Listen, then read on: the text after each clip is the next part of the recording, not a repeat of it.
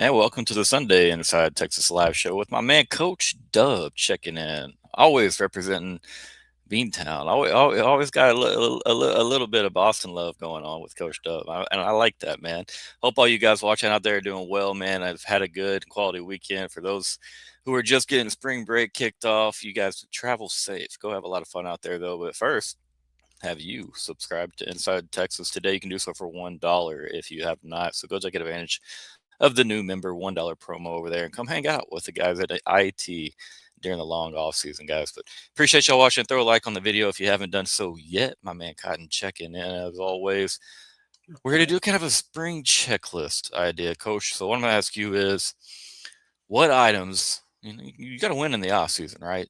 And I think Texas has done a pretty decent job with their roster management as far as how they handled the portal. Had a couple losses that hurt. Did a pretty dang good job of adding some real talent. Obviously, the backfield. You had Cam Coleman. You get some running backs. My guy Chris Bennett checking in. But offseason's not over, man. Still a long way to go here. You still got spring practice right around the corner. And of course, a big shout out to the SEC Women's Tournament champions, the Texas Longhorns, taking it to South Carolina. Coach, you get to see any of that one? No, I was keeping updated on my ESPN app, man. So yeah. Hey, I mean, jumped out to a 14-0 lead and then rode the wave home to their first SEC tournament championship.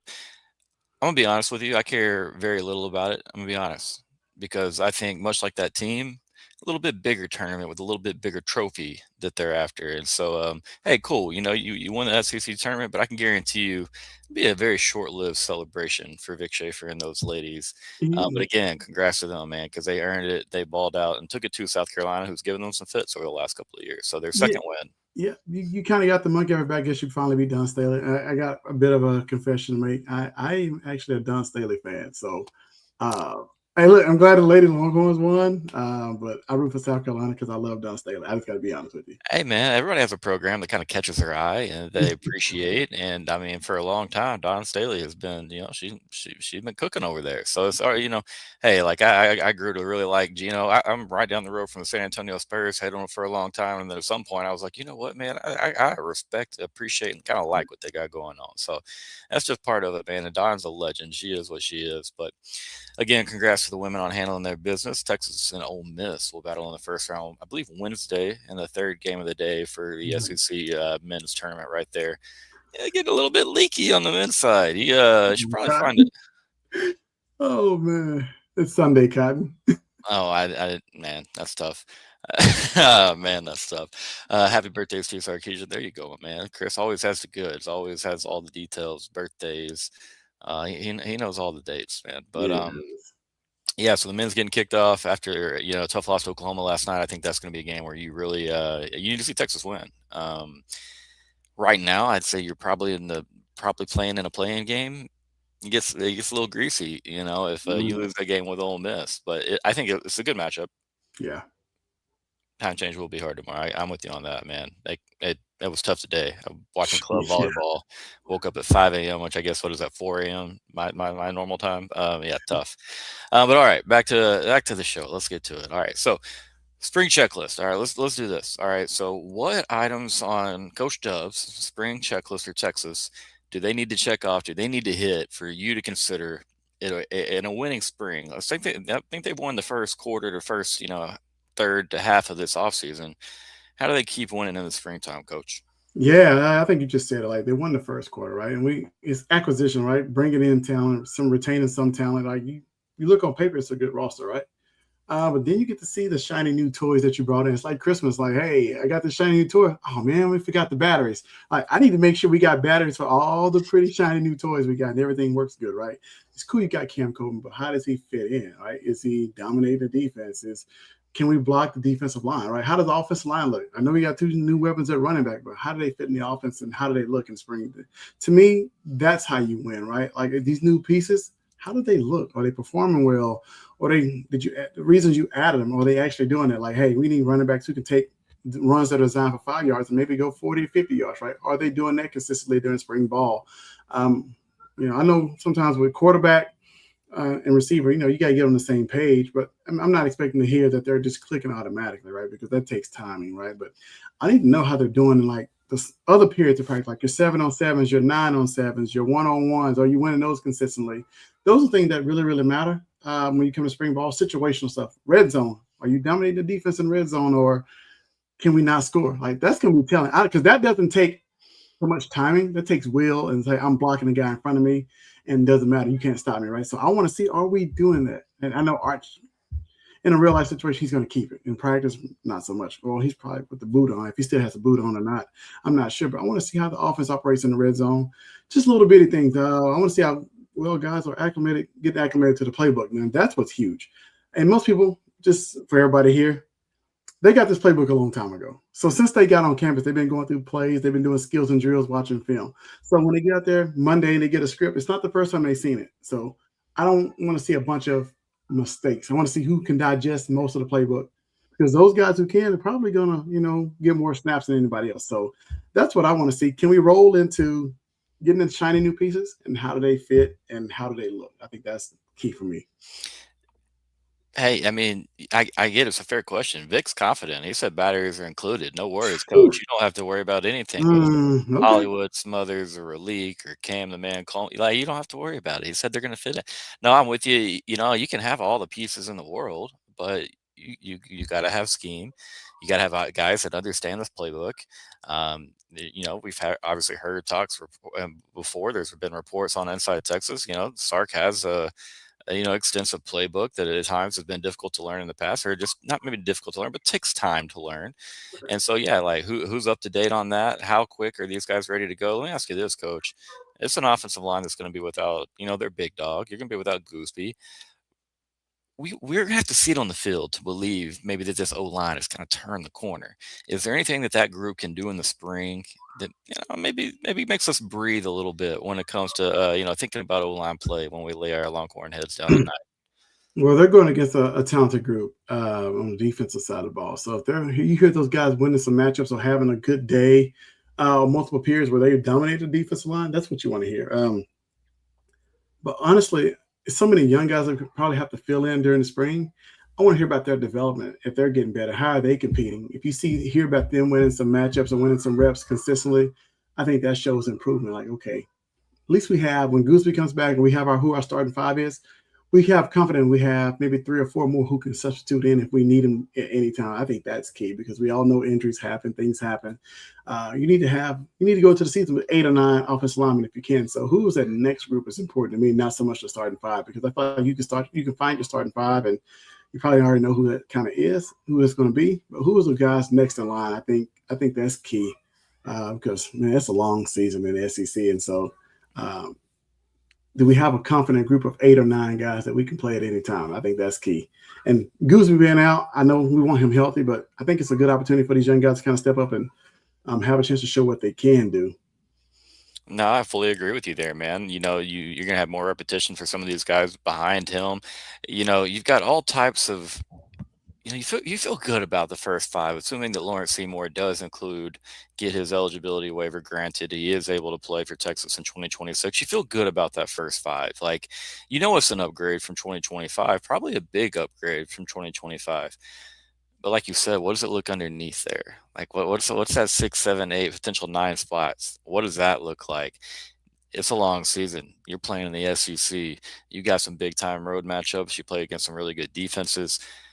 Injuries are part of football. I'm not wishing that on anybody, obviously, but you got to make sure you're ready just in case, because we weren't ready for our first 5 last year. But so we got to make sure we're ready every which way. Take advantage of Arch, Cam Coleman, this offense. You got some big pieces on this defense. Real quick question from Mr. Kenneth right here: who will be the guy or guys, hopefully guys, that shine this spring that nobody is really anticipating or expecting? Who you got any names for us, Coach? Not really expecting. Oof, that's tough. I'm expecting everybody to shine. I don't know, man. That's a tough one, Kenneth. There's no dark horse for me in this group, because you kind of know who the starters are, or presumed to be starters. If I had to pick anybody, I don't know. That's a tough one, right? Because you expect you want to see what the young guys look. I don't want to put any expectation on any of the young guys or freshmen that just came in, but. I don't know. I don't have a dark horse guy just off the top of my head, honestly, Kenneth. I need everybody to shine that's expected to shine, especially. Um, I'll go. Why do you think I will? I'll go. And it's a guy that people know is good, but I don't think Longhorn fans know exactly how good he is. And I'm gonna go with Melvin Siani. I think he's gonna, not exactly springtime, obviously, but when the first reps that he finally shows, and again, that's gonna be a little later in the summertime. But Texas fans, I think, are gonna be blown away by how big and how fast of a contributor that guy is going to be for Texas. And again, obviously, the staff felt that way. They brought him in at right tackle. You know, he's a dude. But as far as I just had to get his name off my chest. But as far as in the springtime, again, like you said, you don't want to place expectations on some of the youth.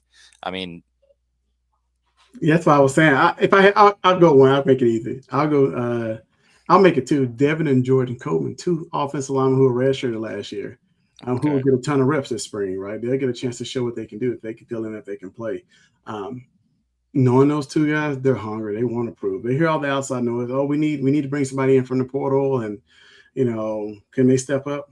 They hear all that noise, but they've been working, and nobody's probably even talking about them. But they may do something this spring, so I'm excited. They've taken on the challenge of wanting to prove that they can play. Oh, and there's fans out there saying, we always hear this. We always hear about the O-line. We always hear about how hey man, like Coach made a good point. Like there's a pride check at some point. And that unit, that position group got dogged as much as anyone in the entire country last year. And they're still, even in the offseason, still people are, they kind of come around on the Florida game from last year, and people, I can't remember who it was that posted the highlights and was like, wow, it really wasn't Arch in this game. It was the lack of protection. Well, I mean, no offense, but if you couldn't tell by the 37 quarterback hurries, the protection wasn't great in that game. Well, I mean, yeah, but neither here nor there. But I mean, yeah, again, it's a unit that's going to have to be better. It's a unit that I think, again, the coaches have, I don't know, as they've been as aggressive as fans, which when are they ever, at improving that unit? But I think that they've done a really good job. And then again, they just got to feel good about the Seymour situation and the waiver. Like, I mean, I just don't think you get this far into that fire if you don't feel good about that. But what are your thoughts right there? You have any new revelations for us there, or any news? I don't. And if they deny it, if we see, all you gotta do is go out and sue and go back to court. They'll give you an extra year. Like you can just fight it, right? And so, but if he does come, I think he adds, veteran experience. I think you feel good about it on paper, right? And it's a step up coming from Western Kentucky. Well, he was at Akron, then Western Kentucky, now Texas. There's a step up in competition. Same thing with Big Melvin coming from Wake Forest. There is a difference, right? So on paper, yeah, it looks good. It looks like it can be better, but it's a prove it guy. It's proven across the board for everybody, maybe except Trevor Gooseby. Even Brandon Baker playing a new position at guard. Is he tough enough and physical enough to play at guard consistently and be good? Like I got a bunch of question marks still. Like it has not been erased in my mind whatsoever, because I'm not one of those that get caught up on what it looks like in black and white on paper. You got to show me between the lines on the field, right? And for me to believe it. And so it looks good on paper, but I want to see it still, no matter who's out there. I just don't want to see pre-snap penalties. I've had enough. I got PTSD. I saw flags last night in my sleep, and again, just being dramatic as always. But got to clean that up. I mean, that's not going to be the makeup of a championship offense. Is a penalty or a team that shoots themselves via penalty over and over and over. But real quick, guys, going to hear a quick word from today's sponsor, Academy Sports and Outdoors, and we'll be right back. You can't guard me. You need a break. L tonight. Do you need a break? Ben. Your mom called. Looks like you're stuck with us tonight. Let's go! Give me a shred. I love that one. I love that commercial there. Hey, man, short and sweet, baby. You got to love that. That's what I like about the good old Academy commercials, man. They get to the point, they hit you quick. And that's the thing, man. That's why you got to have that depth, because, yeah, we have had injuries inquiries. We've had inquiries on the O-line. Sorry, I misread you. Yeah, that's the thing, man. Clean it up. Get a little bit better. Again, I think we'd feel great about Brandon Baker returning for sure if it was at right tackle, because the growth he made over the second half of the season. But hey, now question marks come back up. How does it look at guard? Can he handle that? Again, can he adequate himself with the playbook and what it takes to be a guard? Is he, I think he's definitely athletic enough, but I mean, you got to see it. Like you said, Coach, you want to see it. Got to see it. Real quick question on Ryan Niblett. I said Niblett's getting bigger and stronger. Could be more of a running back this year? Question mark. Any thoughts there, Coach?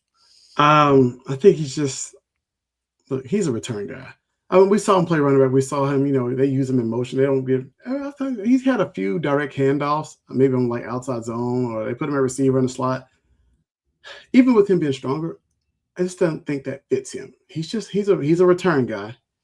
He's a guy you want to get the ball in his hands some kind of way, but I don't know about him playing running back. First of all, you brought Hollywood Smothers in and Raleek Brown, right? You brought in Derek Cooper, who you're high on, right?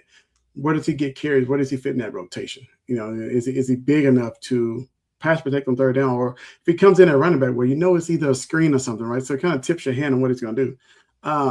They got to figure out a role. And it's hard when you have an athlete like that who doesn't really have a home and doesn't really shown that he's really explosive on the offensive side of football as he is returning the ball, right? So do you sacrifice putting him in for a young guy who can do it? Like, I know he's a freshman, but Jermaine Bishop, who is really special with the ball in his hands, even on offense outside the return game. So I don't think he's big enough to play running back, but I don't think he has the vision of feet or once he gets the ball in hand type ability, honestly. Even on punt return, kick return, he's took some to the house, but he's running to his own man too. When you're running outside zone or inside zone, you got to kind of read those blocks up front. And to me, he doesn't have the vision for it, and just being honest.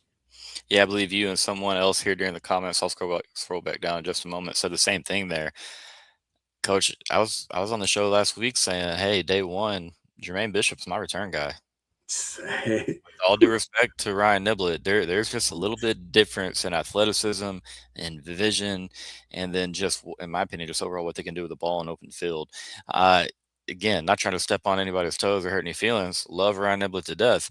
But at the same time, man, it is what it is, and Jermaine Bishop is what it is, in my opinion.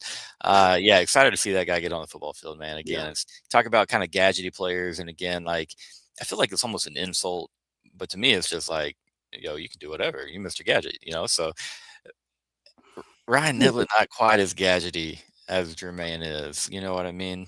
Right. And Can I ask you a question with that? How many athletes, gadget players, has had success at Texas that we know? Like we have Jay Johnson, he had a moment. Romance Taylor's the only one I could think of. Honestly, out of all these years, we're excited to get athletes, but do we ever use them the right way, or do we ever find a home for them? I mean, you look across not just Texas, but across college football. Like you really got to find a niche for those guys, right? You think about Deontay Thomas, somebody at Oregon. Think about Percy Harvin at Florida. Like that's the man. That's my favorite, probably gadget player, right? And so we never even draw plays. We got so many weapons at other spots. It's hard to even put a gadget player in and find something for him, especially he has to be super special. And so we never had much success really outside of Romance Taylor, right? So to me, Jermaine Bishop is a gadget guy, but he also can play true receiver. So right. True. That's a good point, man. He's got more true receiver abilities than your standard gadget guy. I mean, talk about a DJ Monroe, and just thinking, no, in comparison to Jermaine's way ahead of where DJ was as a wide receiver. Even like DJ, again, Vermont's, as far as being in the route tree, Vermont's was nowhere close to where Jermaine was. Now, don't get me wrong, Vermont's my guy. That guy could catch a football and then go hurdle you. One of the crazier athletes, I swear I've ever seen live, in high school at least. Like dude, crazy guy. But again, how do you use those guys? Just because you get them doesn't automatically mean, oh yeah, he's going to have 970 receiving and another 850 running and 17 total touchdowns. Like there's no guarantees on any of that. You know what I mean? You've got to make sure they fit into the scheme. And again, this is Sark with his creativity. I love the way that, obviously he uses motion, just how he, got Xavier Worthy and, kind of treated him like those Alabama receivers with the orbit motion and the cheat motion. Just different little things. You see him do it around Wingo as well. Feel pretty good, man. Confident that there will be a nice plan for Jermaine. But yeah, again, very, very excited to see. That's fair. DJ was definitely underutilized. And again, I'm just saying, I'm that high on Jermaine Bishop. I'm really, really. Yeah. You know what? Yeah, DJ played at the time we really didn't have a running game. We had Trey Newton at running back. So I know we had him in outside zone, some jet sweeps and stuff like that in the return game, but literally we had one of the most efficient passing offenses up on the Colt McCoy. Where was DJ going to fit? Like when he came in, by the time we got to Alabama, everybody figured out DJ Monroe's in, here comes a jet sweep. What I'm saying? Sometimes he's fast enough to get it, but when you become a gadget player, it kind of tips your hand on what you're trying to do. So I'm going to take it away. And then he's not effective doing anything else. Yeah, we had Keith and DJ on the same team and couldn't get in there. And I mean, we were okay on offense. Again, we had quarterback issues as far as injuries with Ash, and we let Case McCoy ride out his legacy time. And I mean, again, wasn't Mac's best offensive teams by far, especially with scheme. We were more into, hey, let's run Mally Cat, and Jonathan Gray and those guys in that era of Texas football. But I don't want to say we wasted Marquise Goodwin. Kind of feels like we wasted Marquise Goodwin, but again, it's more straight line speed with that guy. Okay, Ryan, we'll get to this question right here. And yeah, man, it is coaching. Like, there's no reason that Texas's offensive line should have looked as bad as it did last year. The defense let up a little bit. They took a big step back from 2024 and several different ways, to be honest with you. A little less physical, couldn't hold an edge. Pass defense softened up a little bit. A little bit more penalty-laden team last year. We had some penalties that really hurt us last year in the course of that season, especially in that dang opener with Ohio State. Anyways, no, I'm with you, Coach. I mean, when it comes to coaching, what's your biggest worry that you've had for Texas, going through this spring season? My biggest worry is we're being aggressive all off season, grabbing guys and doing whatever the case. Are we going to be aggressive come this fall? And what I mean by that is, like, are we going to be proactive in certain situations? Like, I'm not talking about going for it on fourth down or anything like that. Or are we going to be dialed into the game and have the same fire burning week to week, right? Because I would say this about Coach Sarkisian, right? Once you figure him out and what his game plan is, there's not much change as far as the scheme. Yeah, he may add a bunch formation or motion to the same play, but they know what you're doing, right? And so can you really get away from yourself when you do self-scouting and say, I'm going to switch it up completely. I'm going to go in my bag and say, something I ran 10 years ago, I haven't ran, and bring that out. Like honestly, but if you look at the TV, you know what's coming as a fan most of the time, right? You don't think the defense does? And so I want to see him getting his bag, the same fire and burning that they've been doing all offseason, changing the program, changing coaches. It needs to apply to the fall. Because if it doesn't, then everything you did in the offseason really doesn't matter, in my opinion. So I need to see it across the board. You changing our coaches. This is the reason for this. This is the reason for that. I had to make changes. Or are we going to make the necessary changes come this fall on the field, though? That's my biggest thing. I need to see. Hey, man, I think you're speaking for every Texas fan, every Texas media member, everybody out there. We want to see it. We've never really had the all gas, no breaks, outside of maybe a few games, 2021, where it seemed like we're kind of rolling there. Yeah, I mean, that's the thing, man. Like, I've always said, like, winning is a learned trait. And Sark, he's again, in his second life, you'll say, as a head coach.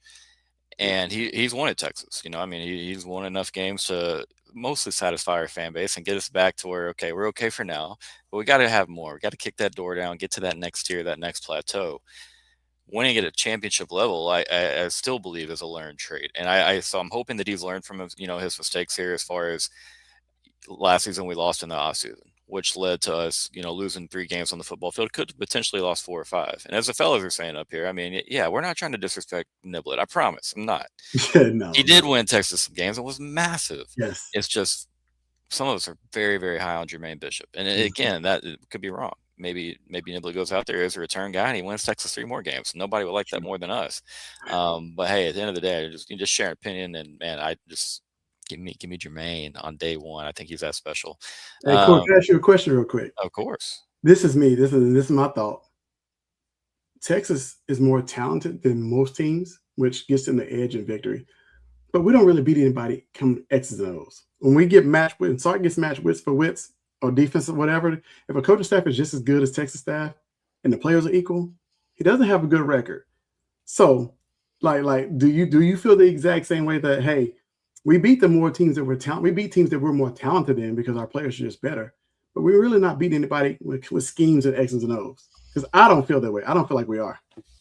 That's the big issue. When the talent is level on both sidelines, we seem to come up, short. And, that starts to become an issue. It's either, A, you're getting out-athleted. Well, it might be level, but I don't think anybody out there is just absolutely out-athleting us. And so it becomes, okay, like, well, what's your strength and conditioning like? And there's some programs that, you consider yourself top programs. So I think we maybe have an edge on there. And there's some I think we probably a step or two behind with. And then it comes to scheme. And I think that's where, you've really kind of seen us get kicked around at times. Again, I think a lot of people were really hard on Sark last year, but I think I think Arch Manning and Ryan Wingo are pretty damn hard on Sark last year at times as far as helping execution out. We made simple football plays look very, very difficult at times. Yeah. Hard to get in a groove as a play caller, as a guy that has a lot of he's a head coach and a play caller. So there's a lot on those shoulders, man, and it's really hard to just kind of get in the flow.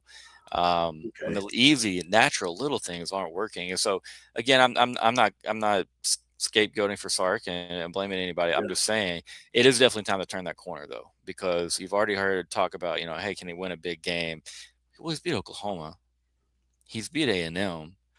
But Oklahoma is a watered down version of itself compared to what it was during Lincoln Riley's and Bob Stoops years. And I know when I say that, I don't mean a slight, but look at the injuries that they've had at quarterback or lack of quarterback or downright horrible decision to play a backup quarterback over Jackson Arnold, because I'm just saying he wouldn't have been as bad as Michael Hawkins. But at the end of the day, like you're saying, when talent's even, it's like, man, not everybody, like, everybody used to get on Ryan Day and say he can't win the big game. Well, that dude's 2-0 against us in the last, whatever it is, And so, I mean, we got to win. In my opinion, you got to beat Ohio State. You got to win there. Have to win there, because that kills a couple of the the different narratives. Can't beat Ohio State for one. Sark can't win against equal talent. Sark can't, maybe out mastermind one of the other masterminds out there, but. Again, long way to go until we get there. You got to keep, like you said, you got to keep that mentality, pedal to the metal, foot down. So that when you go into that thing, now again, it'll help if Arch hits that easy money layup that we draw up on the first play of the season. that'll help. Always going to wonder how that game goes if Arch hits. Who was it? Was it Wingo or Moore? Wingo on the crosser. Yeah, a couple games. Always going to wonder how that game goes if we haul that in there on 1st and 10. If you have some room, but it is what it is, man. And so that's a good question. I think it's a very big prove it year for Steve Sarkisian in a lot of different ways. You know what I mean? Just like in a sense that it's the same way for Arch Manning, maybe not quite so much, because he's still a young man who's going to play his best football. But when you're Steve Sarkisian and you've got Arch Manning in your locker room, you've got a Colin Simmons, you've brought in a Cam Coleman, does that pressure, does having all of these guys and the expectations that Texas has and has had now for a little while under Sarkisian, maybe this the first time people are really like, well, duh, they should win it. And that's not everybody, but you've seen those comments out there. You know what I mean? Well, what do you think, Coach? Does that put a little pressure on Steve Sarkisian's back there, knowing that, hey, I got all the dudes, and if we don't get it done, it's probably because of me and my guys in here? I'm going to say yes. And I think he's backed himself into a corner. Everything you did this offseason, right? Starting with, I got to flip over and I got to worry about the defense. Oh, okay. Well, you got who you wanted. The defense better look better, number one. Like, you brought in all your players. This is Arch second year. You brought in Cam Coleman. You brought in offensive lineman, brought in 2 runners. Like, you brought in pieces. So, yeah, you have to get it done. The pressure is on. I think a little bit like Mac Brown, though, maybe the players are so good that the coach can't mess it up. I thought about that. Is Arch taking that step that VY took?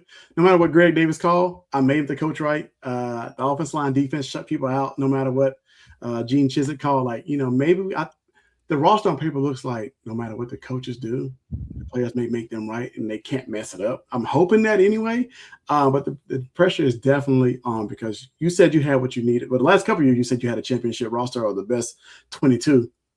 Like, it's time to prove that now. These are all your guys, not one single holdover, the whole 9. So, yeah, I think the pressure's on. And like I said, he put an extra pressure on himself this offseason. So it's time to live up to it and go win it. I mean, you make the big DC move. You know what I mean? Like, that shows you're open to change. That shows that you're maybe wanting to take that next step, to what you think can get you there.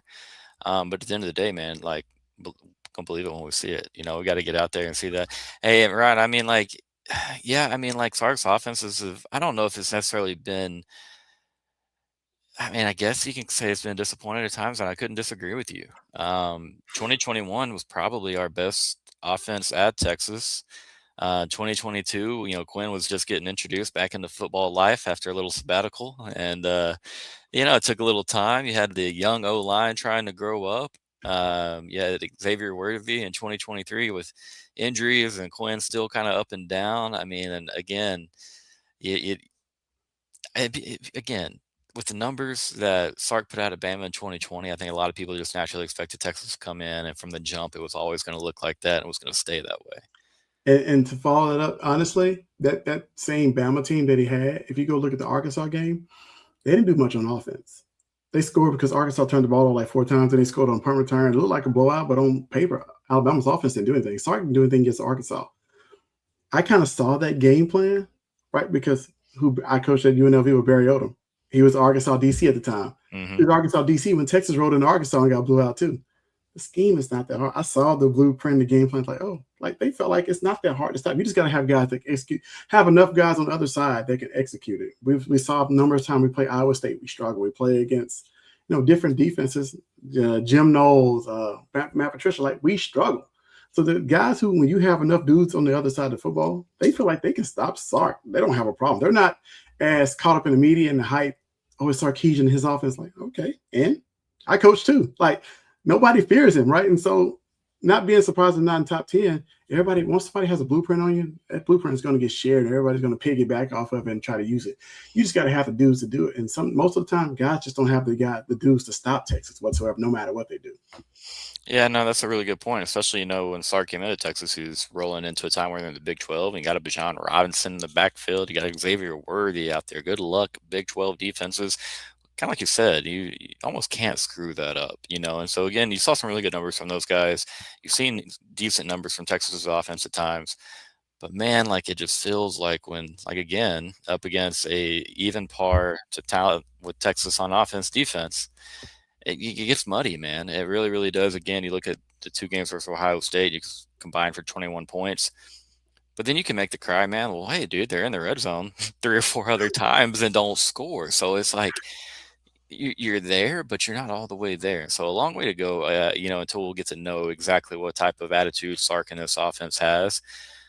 I tell you what, man, Vince Young, hey, listen, he overcame a lot of sins for his coaches. We'll leave it at that. All right. Yeah. He overcame a lot of sins for his coaches. And there's a couple games, even in his national championship season, where they go out early on and we're just like, did we prep at all during this week? And maybe the coaches tried and the players are just like, no, we're good. We're chilling. We're all right. We'll be there. If it's even at half or we're behind, we're still leaving. All right. Don't worry about us. But yeah, this is a team, man. It's gonna be a lot of fun to watch just because like there's so much hype around it. There's so much anxiety around it from some of us. The nerves are gonna be there. Hey, I was there against Missouri in 2004. Vince Young versus Brad Davis. Vince throws a couple picks, and you had fans at the end of the fight song.